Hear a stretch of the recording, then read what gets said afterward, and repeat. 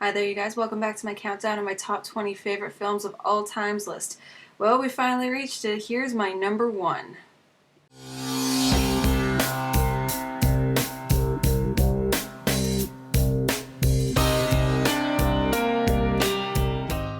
Number one, 12 Angry Men.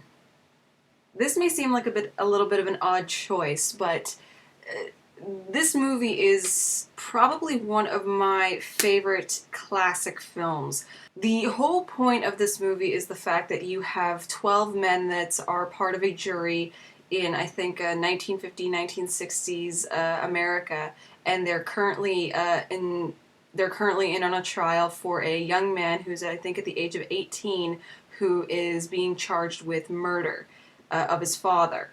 And they're basically deciding whether or not he is going to be sent to the chair, because at the time the mandatory sentence for the crime was the death penalty. So these men basically walk into a room thinking it's an open and shut case and that the kid is clearly guilty, except for one man who's willing to give the kid a chance to at least talk it over, at least go through some of the facts, debate it, think about it a little bit clearly. The idea that everyone seems so certain that this kid did it and that he was malicious and that he legitimately tried to kill his father in the most evil way possible. And it's fantastic because this one guy manages to change all of their minds and say no one can be 100% certain about something like this. And that when it comes to something like the death penalty, you have to be 100% certain. You have to be sure, because you're putting someone's life on the line here. I think this is actually kind of great that I just put this at my top favorite of the list, because I remember recently reading an article talking about how there were all these inmates that were on death row, and of course they found out after they had been put to death that they were innocent, that they actually did not commit the crimes that they were allegedly guilty of.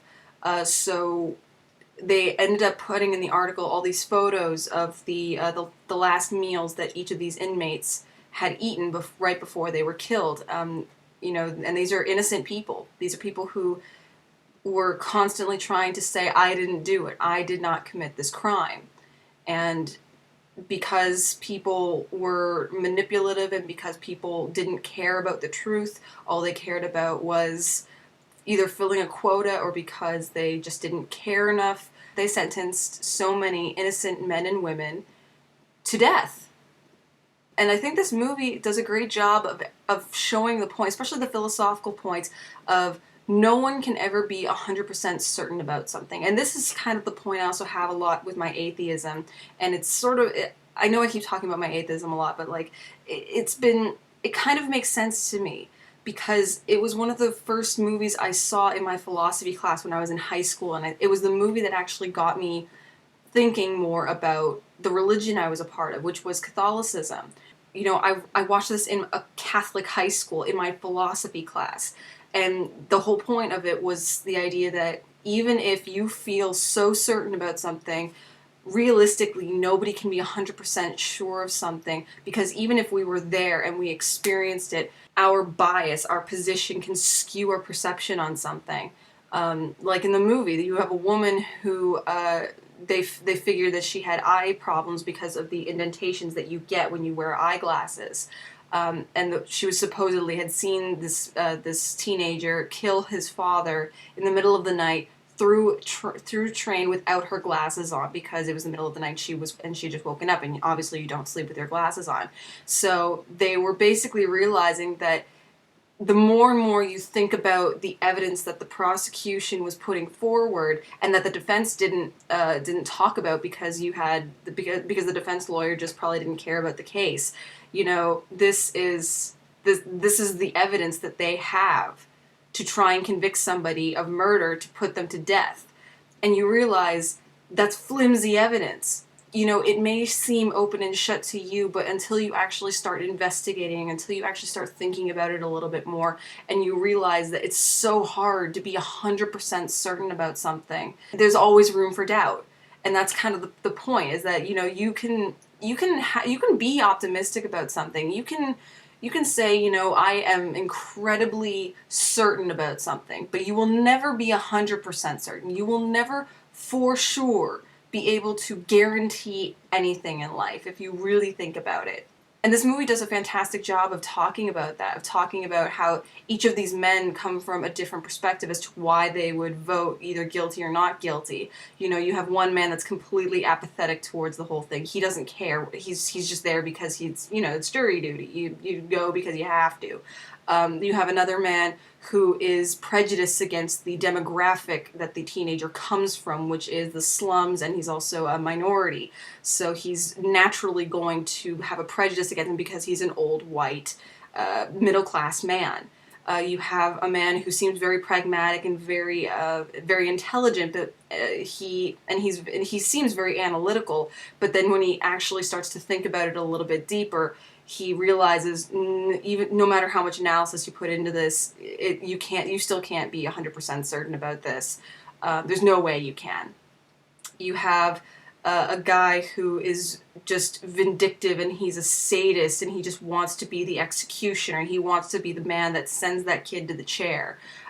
You have a guy that goes back and forth because he doesn't quite know what to think. He doesn't know. He's hearing all these different opinions. He's hearing all these different arguments, and, you know, one will sway him this way, and another will sway him that way. These are all the things that people go through when you think about any major life decision. Like, it's the reason that people will decide to be which religion they're a part of. In terms of politics, it's how a lot of people determine whether or not they're going to believe in one form of politics or another. It really is not just about when it comes to crime, although despite the fact that this movie is still very relevant, and it's still important to keep that in mind, that this does happen, that people are put to death all the time for crimes they don't commit because people don't take the time to actually think about it a little bit harder than they should. When it comes to somebody's life, they deserve to have their voice be heard and to have their story be told and analyzed to the nth degree. Realistically, this movie is fantastic for me because it probably emphasizes a very large part of what my current philosophy on life is that I'm not a pessimist, I'm not an optimist, I'm a realist. I realize that people make mistakes. Nobody can be 100% certain about things. Nobody can tell you that this thing for sure is going to happen in your life, because there's a million and one different things that can happen. But at the same time, I realize that there are amazing things that can happen in my life, and that good things can come out of everything. You know, you have to go for your happiness, and you have to aim for happiness, and if you work for it, you can probably achieve it. But I realize that there's a lot of different things in life that can easily destroy that. And the great part about this movie is it is ambiguous. You never find out, you know, anything else about this kid. The kid is literally in the movie for like less than 10 seconds. You just see his face as he's sitting at the defense table in the courtroom, and as it fades into the opening credits and the men going into the jury room. That's the only time you see the kid. You don't hear any of the evidence while they're in court. This whole movie takes place within this jury room. It is shot so well, and it is performed so amazingly by these actors. And these are legendary actors that are in this movie, and just brilliantly handled. Probably my favorite scene in the whole movie is when the guy who is racist, he's the one that has the heavy prejudice against the kid, because he's from the slums, he goes on this bigotry rant about how, oh, you can't trust these people, they're natural born liars, and every single man at the table just gets up and just turns away from him. They either look out the window, they sit on a bench, they sit at a desk, they just turn away from him and they ignore him. And he's just continuing to rant until he realizes that nobody is listening to him because they're ignoring his bigotry and they're ignoring his ignorance. Until eventually he's like, you gotta listen to me, you gotta listen. And they're like, we have, now sit down and don't say another thing. This whole scene is shot in one take, and as he leaves the table and he's kind of just he's kind of in a daze, and he realizes that what he's been doing and saying is wrong. He goes away and sits by himself, and then all the men eventually come back and sit back at the table, and they continue their discussion, as there's only I think 2 or 3 men that are still left, that are going for the case of guilty. Everyone else has been convinced at this point that they should vote not guilty. I think this movie is just beautifully shot. It shows a lot about the human condition. It shows a lot about how we act as humans, and that how much fallacy we have, how much we can be wrong about something, and that they could be completely wrong. The kid could have very easily have killed his father, and they all vote not guilty in the end. It's like, for all they know, the kid actually did do it, but that's not the point. The point is that you cannot have a justice system that says you can only convict somebody if you are 100% certain that they did this, that they committed this crime. And they go through that, they talk it out, and it's a very obviously talk-heavy movie. But I think it's one of those movies that's worth watching just because it shows so much about who we are as people and what we value as proper justice and what we value as good evidence for believing what you believe and what you think. So that's my #1 favorite film of all time. I highly doubt anybody would have guessed that that was my favorite, even people who know me.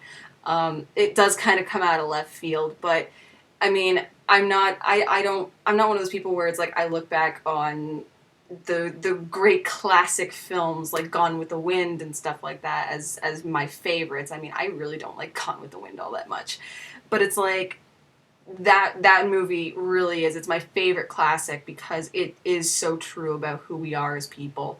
And it is so timeless if you really think about it. I mean, the only thing that's not timeless about it is the fact that there's no minorities in this group of men. It's all white men, and there's no women. So this was before the era of when women could serve on jury duty. It was, it's a little conservative in that point, but you have to take into consideration when this film was made. So it makes sense to me. It's being reflective of the time that it was created in, so I don't hold it against it. But in any case, I'm so glad I'm finally done this list. Thank you guys so much for watching and being supportive of it, and for those of you who have enjoyed this list and have actually watched the movies that I've recommended, I hope you enjoy the films as much as I do, and if not, I'd love to hear your opinion on it. Comments are always welcome. Video responses are always welcome. Again, thank you guys so much for watching. I will see you later. Ciao.